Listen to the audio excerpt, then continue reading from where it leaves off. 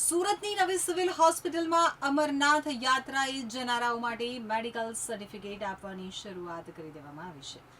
સુરત નવી સિવિલમાં આજથી અમરનાથ યાત્રા માટે મેડિકલ સર્ટિફિકેટ આપવાની શરૂઆત કરાઈ હોવાથી તબીબો, લેબોરેટરી રૂમ તથા ઇસીજીની અલાયદી વ્યવસ્થા કરાઈ છે. જૂની મેડિકલ કોલેજ બિલ્ડિંગની સામે મેડિકલ ફિટનેસ સર્ટિફિકેટ આપવાની કામગીરી કરવામાં આવશે અને રોજના 500 ટોકન આપવામાં આવશે. સરકારના પરિપત્ર મુજબ 13 વર્ષથી નીચેના અને 70 વર્ષથી ઉપરના વ્યક્તિઓ, ગર્ભવતી મહિલાઓ, હૃદયની બાયપાસ સર્જરી અને સ્ટેન્ડ મૂકવામાં આવેલા વ્યક્તિઓને મેડિકલ સર્ટિફિકેટ ઇસ્યુ કરવામાં આવશે નહીં. તો નવી સિવિલ હોસ્પિટલ સાથે સ્મીમેર હોસ્પિટલમાં પણ મેડિકલ સર્ટિફિકેટ મળશે તેમ જણાવવામાં આવ્યું છે.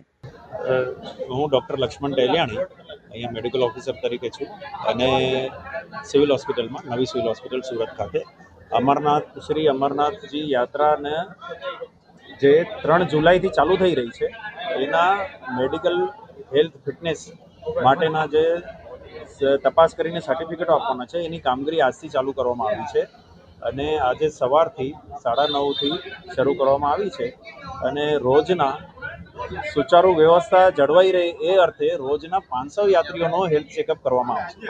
રોજના 500 યાત્રીઓની લિમિટ રાખી છે જેથી વ્યવસ્થા સારી રીતે જળવાઈ રહે અને બધું એક જ છત નીચે વ્યવસ્થા ઊભી કરવામાં આવી છે.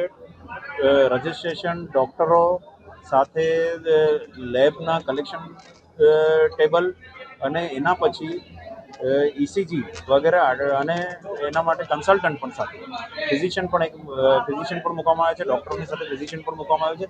બધું એક જ છત નીચે વ્યવસ્થા કરવામાં આવેલી છે.